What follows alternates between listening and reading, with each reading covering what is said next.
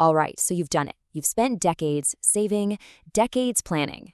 That nest egg is built, the strategy is all mapped out. But what if I told you there's this one little piece of the puzzle that so many people miss? And it's a piece that could literally be the difference between a happy, secure retirement and a full-blown financial crisis. No, really, think about it. All your investments, they're built for the long haul, right? For growth, for income. But what happens when the short term just completely goes off the rails? You know, when life throws one of those curveballs you just can't predict? Well, that's exactly the critical question we are diving into right now.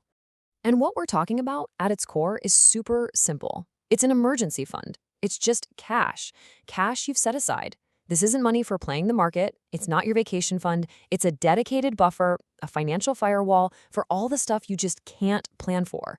You know, that sudden medical bill, the roof that decides to leak, or a family emergency that pops up out of nowhere.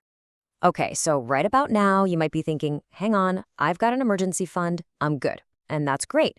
But this is where we run into what I call the retirement blind spot. See, all those rules that worked so well for you during your working years, well, they change. They change big time once that regular paycheck stops hitting your bank account.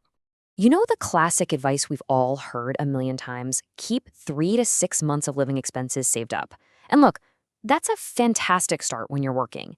But for retirees, it's often dangerously not enough. The thing is, when you're on a fixed income, you can't just pick up extra shifts or get a raise to refill your savings. Your ability to bounce back is limited, and that makes this cash buffer absolutely critical. So why isn't that old rule of thumb good enough anymore? Well, it's because retirement brings on a whole new set of financial curveballs, risks that can completely derail even the most perfect plan. So let's get into it. Let's break down the 5 big threats that make a big emergency fund totally non-negotiable. Yeah, the stakes are just higher. It's that simple. For one, you've got those classic unpredictable expenses. The furnace dies, the car breaks down, that can show up at any time. Then there's the stock market. And believe me, you're exposed to downturns in a totally new way. We'll get more into that in a second. On top of that, you have the crazy, relentless rise in healthcare costs. And of course, there's the massive danger of having to take on new debt when you don't have a steady job to pay it off. All of it. It all just eats away at the one thing you really can't put a price on, your peace of mind.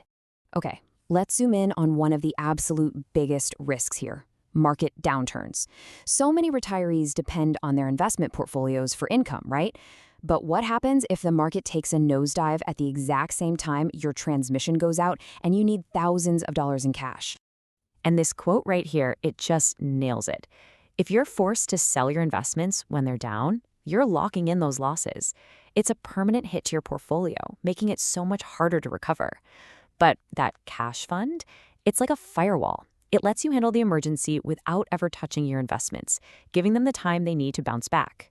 All right, let's talk about the elephant in the room for pretty much every retiree, healthcare. I mean, even with something like Medicare, the out-of-pocket costs can be just staggering. We're talking prescriptions, copays, special treatments, maybe even long-term care. And the worst part, it's all so unpredictable. Just look at this number, $165,000. According to a study from Fidelity, that's what an average 65-year-old is going to need just for healthcare costs in retirement. Wow. I mean, just let that sink in for a minute. That's not some crazy worst-case scenario. That's the average. And it shows you exactly why you just can't rely on your regular retirement income to cover a major health crisis. It's just not going to work. Okay, so we've laid out the problem, right? The old rules are out the window and the risks are very, very real. So the big question is, how much is enough? How do you figure out the right size for your fund? Let's get into how to calculate your own personal safety net. This chart really puts it in black and white. While, yeah, 3 to 6 months might have been fine when you were working, most experts are now saying retirees need at least a full year of essential living expenses in cash. And honestly, some advisors even push for more than that.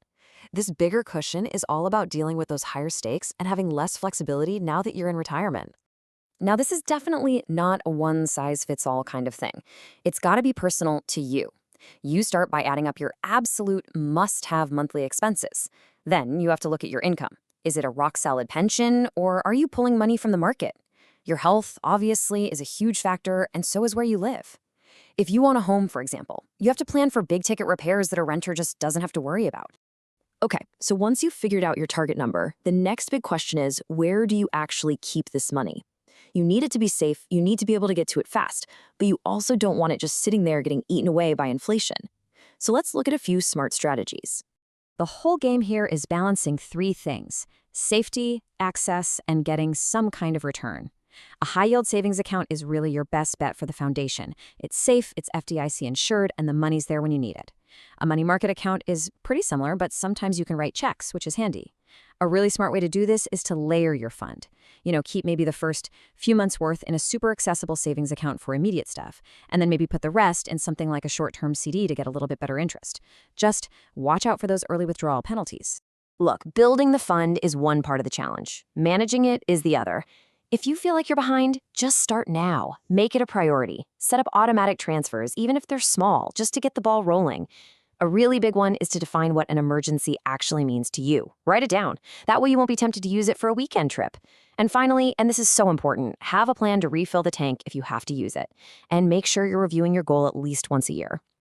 And this quote from Jake Falcon really hammers home that last point: replenishing the fund. The idea isn't to panic after you've used some of it. It's about having a calm, thought-out plan to build it back up. Maybe that means tweaking your budget for a little while, or talking to an advisor about the smartest way to sell an asset. The key is to have that plan ready to go before you ever need it. When you really get down to it, this isn't just about spreadsheets and bank accounts. It's about protecting the retirement you worked your entire life for. It's about being able to sleep at night. It's about having confidence and a sense of control, even when things feel uncertain. So let's be crystal clear about this. An emergency fund in retirement is not a luxury. It's not a nice to have. It's an absolute necessity. I want you to think of it like the shock absorber on your car.